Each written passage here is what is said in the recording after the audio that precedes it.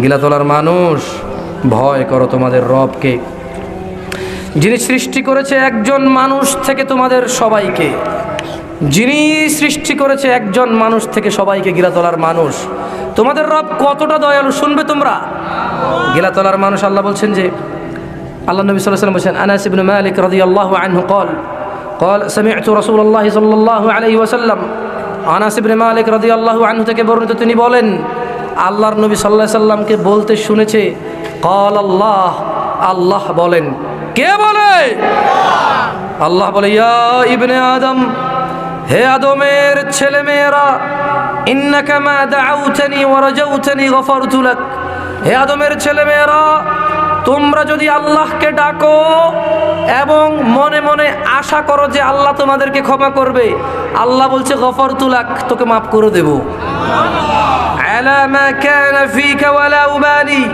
ও আমার বান্দা, তুই যদি আমাকে ডাকিস, তুই যদি রবকে ডাকিস আর ডাকার পরে আশা করস যে রব ক্ষমা করবে, রব বলছে আলা মা কানা ফিকা ওয়ালা উবালি, তোর গুনাহ যত বেশি হোক না কেন আমি ক্ষমা করে দেব, ওয়ালা উবালি, কারো পরোয়া করব না।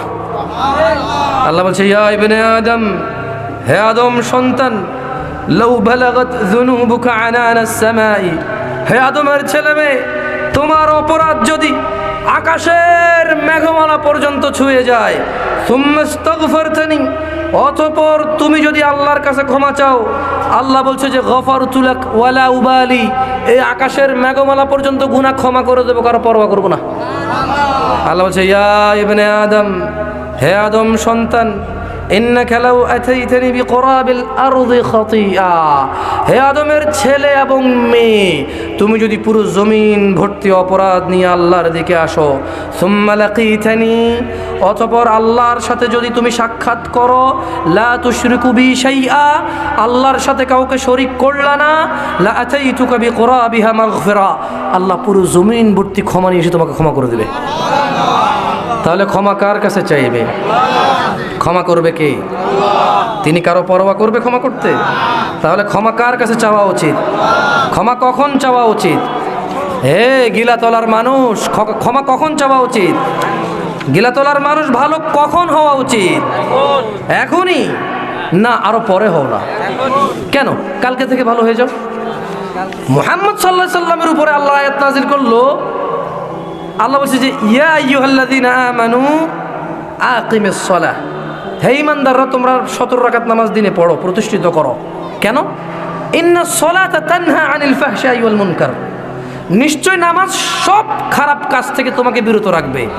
এটা হলো আল্লাহ বলতেছে যে নামাজ আগে পড়া ধরলে সব খারাপ কাজ থেকে বিরত হতে পারবা, আর আপনি বলতেছেন যে সব খারাপ কাজ ছেড়ে তারপর নামাজ পড়বেন।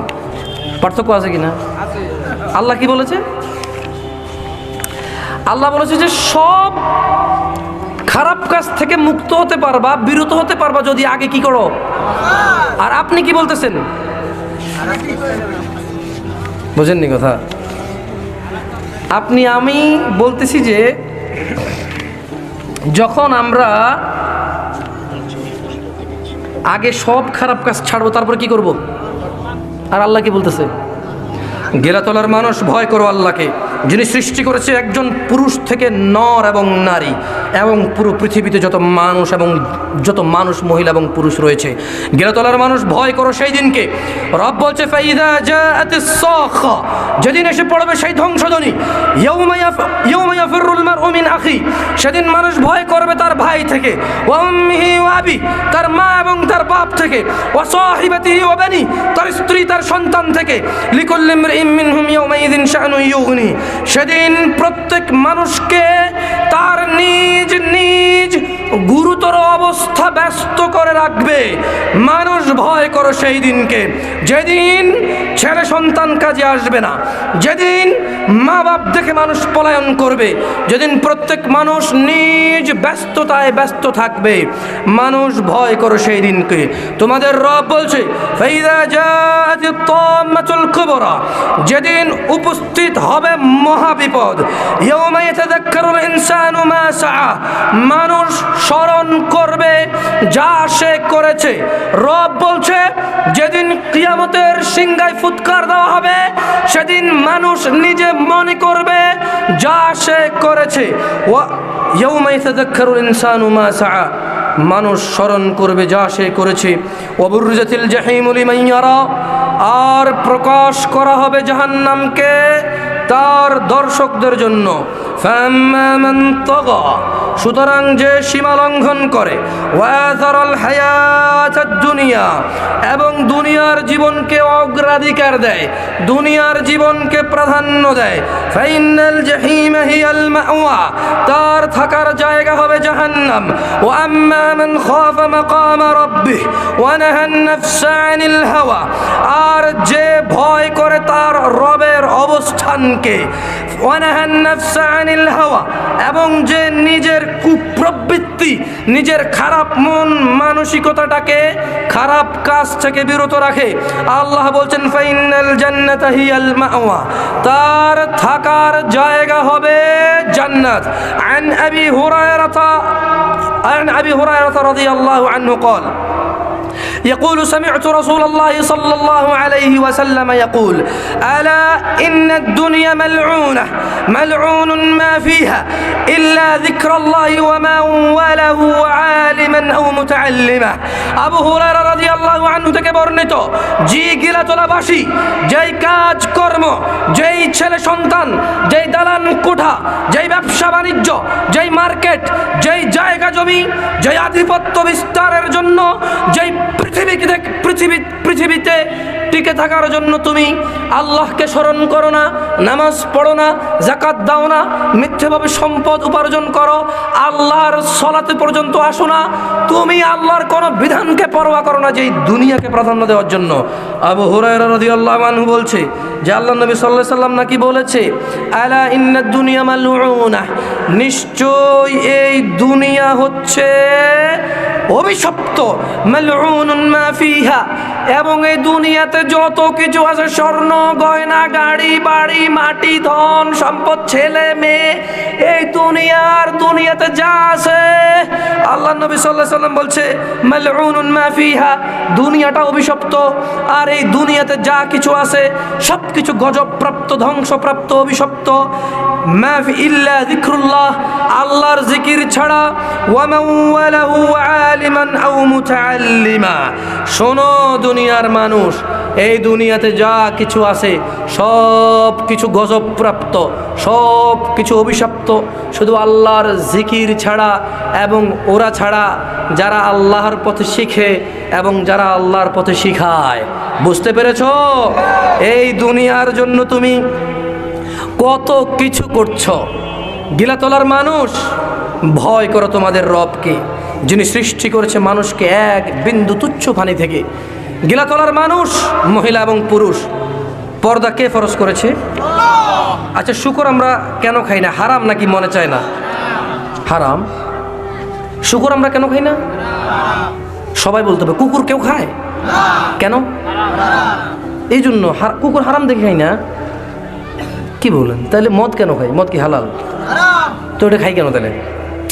আপনার কথা বুঝে আসলো না। আপনি বললেন শুকর খান না, আপনি বললাম কেন? বললেন হারাম। কে হারাম করেছে? তো মদ কে হারাম করেছে? তো মদ খায় কেন মানুষ? বলতে পারেন? হ্যাঁ, কে হালাল করছে মদকে? আচ্ছা, এই কুকুরও খাওয়া যায় না? না, তাহলে মনে গাঁজা খাওয়া যায়। কে? কুকুর আল্লাহ হারাম করছে, গাঁজা কি আল্লাহ হারাম করছে নাকি? কোরআনে কি গাঁজার কথা আছে নাকি? কোরআনে গাঁজার কথা আছে, ইয়াবার কথা আছে। এভাবে আমাকে একদিন একজন বলতেছে যে তুমি দেখাও কোরআনে ইয়াবা লেখা আছে, কথা দেখাও। আল্লাহ, আমি তো সৌদি আরব বড় হয়েছি, আমি আলহামদুলিল্লাহ এত বেশি জানতাম না এগুলা। তো তাও ইয়াবা টিপে এগুলা খুব খবরে প্রচার হয়েছে। তো কিছুদিন আগে গুলিটুলি করে সরকার মারিয়ে দিয়েছে, অনেক নেশাগ্রস্ত বিক্রি করে যারা, এদেরকে আলহামদুলিল্লাহ যারা এই কাজগুলো উদ্যোগ নিয়েছে আল্লাহ তাদেরকে বরকত দিক, এবং যারা এখনও ষড়যন্ত্র করে মদ নেশাকে সহজ করে রাখছে আল্লাহ তাদেরকে হিদায়ত দিক অথবা ধ্বংস করুক। তো আমাকেও বলছে যে সিগারেট যে হারাম, কি বলতেছে? বলছে সিগারেট যে হারাম কোরআনে দেখাও, একটা হাদিসে যদি সিগারেট লেখা থাকে আমি খাবো না। আর তো মহাবিপদ না? এর সিগারেট আমি কোথা থেকে লেখা দেখাবো? সিগারেট আছে এভাবে। ওকে আমি বললাম যে সূরা বাকারায় আল্লাহ সুবহানাহু ওয়া তাআলা বলেছে যে ওয়ালা তুলকু বিআইদিকুম ইলাত তাহলুকা, আর তোমরা নিজেরা নিজেদেরকে ধ্বংসের দিকে নিয়ে যেও না। এই সিগারেট একটা সময় খেত মানুষ, খেলে আলেম ওলামারা বলেছে যে এটা মাকরুহ, এটা টাকা পয়সা নষ্ট করে, এইভাবে মুখে নেয়, ধোঁয়া মুখের ভিতরে ঢোকায়, আবার ধোঁয়া বের করে ফেলে দেয়, এতে কোনো পেটও ভরে না। কি ভরে না? তো আলেম ওলামারা তখন বললো যে যেহেতু এটা পেট ভরে না, টাকা নষ্ট করে, তাহলে এটা মাকরুহ, এটা অপচয়, এটা আল্লাহ অপছন্দ করে, এই কাজ করা যাবে না। কি ওই আলেমরা কি ভুল ফতোয়া দিছে? না। অনেকে বলে যে সিগারেট হারাম কবিরা গুনাহ, আমিও বলি সিগারেট হারাম কবিরা গুনাহ মদ, কিন্তু আমি বলি না যে এই আলেমরা সিগারেটকে মাকরু বলেছে, ওরা ভুল বলেছে, এটা আমি বলি না। কেন এবার একটু বলবো, আজকে একটু খোলাসা করে দিয়েছে কেমন? দেখুন, ইসলাম ধর্মে মানে দিন ইসলামে ফতোয়া সিচুয়েশনের উপর ডিপেন্ড করে হয়। মানে ইসলামে কোনো ফতোয়া যখন কোনো মুফতি দিবে, সে তার সামনের লোকের পরিস্থিতি বুঝে তার উপরে হালাল অথবা হারাম বলবে, মাকরুহ অথবা কবিরা গুনাহ বলবে, জায়েজ অথবা অসুবিধা নাই বলবে। এটা কিসের উপরে ডিপেন্ড করে বলবে? পরিস্থিতি বুঝে। তো যুগ মেডিকেল সায়েন্স, ডাক্তাররা এত উন্নত ছিল না, ছিল? এখন যেরকম এভাবে মেশিনের সামনে দাঁড় করাচ্ছে, পেটের আঁত, হাড্ডি, সব কিডনি দেখা যায় নাকি? দেখা যায় না। ভিতরে কি একটা পাথর, আল্লাহ সবাইকে আশ্রয় দেখে সব রোগ থেকে, আমিন। এটাও দেখা যায় কিনা? দেখা যায়। এই আরও 50 বছর আগে এরকম ছিল? ছিল না তো। তো আমাদের পূর্ববর্তী আলেমরা যখন দেখলো যে সিগারেট এটা মুখে নেয়, ফুঁ দিয়ে ফেলে দেয়, এটা টাকা নষ্ট, তাই ওরা মাকরু বললো। কিন্তু গিলাতলার পুরুষ যারা তোমরা ধূমপান করো, একটু ভেবে দেখো, মেডিকেল সায়েন্স উন্নত হয়েছে, এই সিগারেটের কি কি ক্ষতি আছে, শুধু খালি যে মুখ দিয়ে বের হয়ে যাচ্ছে তা না, এটা তোমার ভিতরে তোমার কি কি নষ্ট করতেছে, তোমার শরীরের কোন কোন ক্ষতি করতেছে, এটা এই সব জিনিসগুলোকে এখন স্পষ্ট নাকি অস্পষ্ট? তো যখন এটা মরণ ব্যাধি তোমার শরীরের এত ক্ষতি করে, তখন এটা কি মাকরু না কবিরা গুনাহ? এইবার বুঝতে পেরেছ? ফতোয়া দুটা দুই রকম না, ফতোয়া দোনোটাই একরকম। যখন আলেমরা জানতো না যে সিগারেট খেলে ক্যান্সার হয়, আলসার হয়, যক্ষা হয়, এই হয়, সে হয়, ওরা বলছে এটা মাকরু। যখন আলেমরা কনফার্ম হয়ে গেছে যে সিগারেট খেলে মদ খাওয়ার চাইতে বেশি ক্ষতি হয়, তখন এটা ওরা মদ আর সিগারেট এক। মদ আর সিগারেট কি এক? শোনো গিলাতলার মানুষ, আমি বলেছিলাম আল্লাহর নবী বলেছে যে ব্যক্তি নামাজ পড়ে না আর যে, আচ্ছা, মুশরিক আর মুমিন চেনার উপায় কি ছিল? একসাথে বলেন তো, মুসলিম আর মুমিন চেনার উপায় কি ছিল? তবে শোনো গিলাতলার মানুষ, মুশরিক হয়ে মৃত্যুবরণ করিও না, নামাজকে তোমার আপন করো।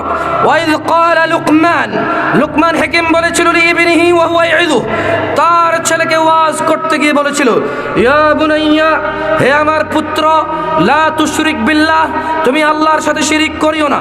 ইন্নাশ শিরকা লাযুলমুন আযীম, নিশ্চয় শিরিক মহা অন্যায়। শোনো গিলাতলার মানুষ, নামাজকে তোমার আপন করো, মুশরিক হয়ে মরো না। গিলাতলার মানুষ, তুমি জেনে নাও আল্লাহর নবী সাল্লাল্লাহু আলাইহি ওয়াসাল্লাম তিনি মানুষের ঈমানদার হওয়া এবং মুশরিক হওয়ার পরিচয় দিয়ে গেছে। মুশরিক, কাফের এবং মুমিনের মধ্যখানে দেওয়ালটা কি? সবাই বুঝতে পারেনি মনে হয়। ওই হাদিসটা সাঈদ ইবনে মুসাইয়্যিব থেকে বর্ণনা ছিল যে আল্লাহর নবী বলেছে কাফের, মুশরিক আর মুসলমানের মধ্যে পার্থক্য কি? তাহলে আমি এখন বলতেছি যে লোক নামাজ পড়ে না সে শিরিক করলো কি না? না, আপনি লজ্জা পায়েন না। ধরুন আপনি নামাজ পড়েন না, লজ্জা পায়েন না, আপনি জানতেন না। যেমন মদ খেলে মদখোর, জানা করলে জানাখোর, জুয়া খেললে জুয়ারি না, কিন্তু নামাজ না পড়লে বেনামাজি না, মুশরিক, কাফের, এটা আপনি জানতেন না। আপনি জানতেন? কারা কারা এই ইনফরমেশন জানতেন যে মুসলমান আর মুশরিকের মধ্যে পার্থক্য নামাজ? কারা কারা জানতেন? হাত তোলেন। খুবই সামান্য মানুষ। তাহলে আমরা সবাই জানতাম না তো? সবাই জানতাম? বলুন আল্লাহ, বলুন আল্লাহ আমাদের ক্ষমা করুন। শোনো, এই শিরিক কত বড় অন্যায় দেখো। আল্লাহ সুবহানাহু ওয়া তাআলা বলেছে, ওয়ালাকাদ উহিয়া ইলাইকা ওয়া ইলাল লাযীনা মিন ক্বাবলিকা লাইন আশরাকতা লায়াহবাতান্না আমালুক ওয়া লাতাকুনান্না মিনাল খাসিরিন। ও মুহাম্মদ সাল্লাল্লাহু আলাইহি ওয়াসাল্লাম, আপনার প্রতি, আপনার আগের নবীদের প্রতি ওহী নাজিল করা হয়েছে যে আপনি মুহাম্মদ সাল্লাল্লাহু আলাইহি ওয়াসাল্লামও যদি শিরিক করেন, আল্লাহ আপনার সমস্ত আমল নষ্ট করে দেবে এবং আপনি ক্ষতিগ্রস্তের মধ্যে হবেন। তার মানে যে লোক নামাজ পড়ে তার যাকাত কবুল হয়? যে নামাজ পড়ে তার হজ কবুল হয়? ওয়াল্লাহি আমি আজকে আপনাদেরকে মুশরিক বলতে আসিনি, আমি বলতে এসেছি নামাজ না পড়লে কোনো আমল নাই। যার নামাজ নাই তার কোনো আমল নাই। শোনো গিলাতলার মহিলা এবং পুরুষ, তোমাদের রব যিনি বলেছিল, হে আদম সন্তান, এই জমিন থেকে আকাশ পর্যন্ত গুনাহ নিয়ে আসো, ক্ষমা করব। পুরো পৃথিবী ভর্তি অপরাধ নিয়ে আসো, ক্ষমা করব। তোমার অপরাধ যাই হোক না কেন ক্ষমা করব যদি ক্ষমা চাও।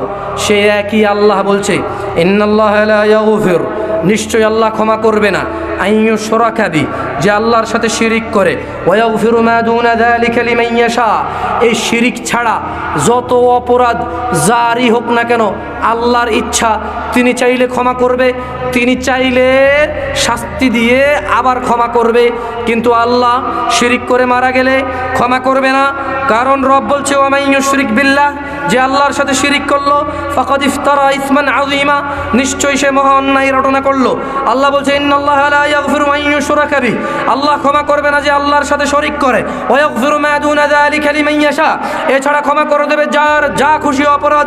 ওয়া মান ইউশরিক বিল্লাহ ফাকাদ দাল্লা দালালাম বাঈদা, যে আল্লাহর সাথে শিরিক করলো সে মহাপথ ভ্রষ্ট হলো। শোনো গিলাতলার মানুষ, আমিও কিন্তু এই গানগুলো পারি। আরে গাছে সিনলো, মাছে সিনলো, সিনলো বনের হরিণে, আমরা নবীর উম্মত হইয়া নবী জানরে চিনলাম না। আল্লাহুম্মা সাল্লি আলা সাইয়্যিদিনা মাওলানা মুহাম্মদ। আমিও পারি, আমি চাইলে বলতে পারতাম, আমি চাইলে বলতে পারতাম, কিন্তু তোমার এই আমাল তোমার কি কাজে আসবে আমি জানি না। শোনো গিলাতলার মানুষ, তোমরা 1 টাকা হলো ভিক্ষা দাও, এই মসজিদ তৈরি হয়েছে, মাদ্রাসা তৈরি হয়েছে তোমাদের টাকা, এটা আমি জানি। আজকের এই ওয়াজও তোমাদের টাকাই হচ্ছে। আমি চাই না তোমরা তোমাদের জীবনের সমস্ত আমাল নষ্ট করে দাও নামাজ না পড়ে। দেখো গিলাতলার মানুষ, এত দূর থেকে এসেছি, তোমাকে খুব আকৃষ্ট করতে পারিছি বলে আমার মনে হয় না, কারণ মানুষ শিরক বিদআতের আলোচনা শুনে খুশি হয় না, অথচ মানুষ ভাবে না এই শিরিক এমন একটা অপরাধ যা করে মানুষ যদি মারা যায়, হজ, জাকাত, রোজা, নামাজ, দুনিয়ার যত ভালো কাজ আছে, যদি শিরিক রেখে মারা যায়, আল্লাহ ক্ষমা করবে না, চিরস্থায়ী জাহান্নামী হবে। নাউযুবিল্লাহ। শোনো গিলাতলার মানুষ, আমি চেষ্টা করেছি তোমাদেরকে বলার যে তোমরা যা করো, তোমাদের এবং তোমাদের রবের মধ্যখানে কোনো মানুষ বাধা দিতে, তোমরা যখনই আল্লাহর কাছে ক্ষমা চাইবে, তোমাদের অপরাধ যদি জমিন থেকে আকাশ পর্যন্ত হয়, এই পুরো জমিন ভরপুর তোমাদের অপরাধ হয়, তোমরা যদি ক্ষমা চাও শিরিক না করে, ক্ষমা কে করবে? আল্লাহ। তোমাদের 100 বছরের গুনাহ নেকিতে কে পরিবর্তন করবে? আমি চেষ্টা করেছি তোমাদেরকে বলার। তোমাকে একটা কথা বলি গিলাতলার মানুষ, তুমি শুধু আগে মুসলমানটা হও প্লিজ। তুমি ভালো মুসলমান হইও, কিন্তু প্রথমে মুসলমান হও। যে ব্যক্তি দিনে 17 রাকাত নামাজ পড়ে না, তার ইসলাম নাই। ওয়াল্লাহি তুমি আমার কথায় ভুল বুঝিও না। তোমাকে যারা বলছে যে তুমি মরে গেলে নামাজের কাফারা নেবে, তুমি মরে গেলে উমরি কাজা করবে, তুমি মরে গেলে কোরআন খতম দিলে, তুমি মরে গেলে 100 জন ফকির মিসকিন খাওয়ালে, তুমি নামাজি ছিলে না, তুমি মুক্ত হয়ে যাবা, তারা তোমাকে ভুল শিক্ষা দিয়েছে। তুমি মনে কষ্ট নিও না গিলাতলার মহিলা, গিলাতলার পুরুষ, আমার উপর রাগ করিও না। আল্লাহ নবী সাল্লাল্লাহু আলাইহি সাল্লাম বলেছে যে নিশ্চয়ই সমস্ত কাজের মূল হচ্ছে ইসলাম। কি? ইসলাম। আর ওয়া আমুদুহু সলাহ, আর ইসলামের খুঁটি হচ্ছে নামাজ। মানে যার নামাজ নেই তার ইসলাম পড়ে গেছে। ওয়াল্লাহি হাদিস এমনই বলে।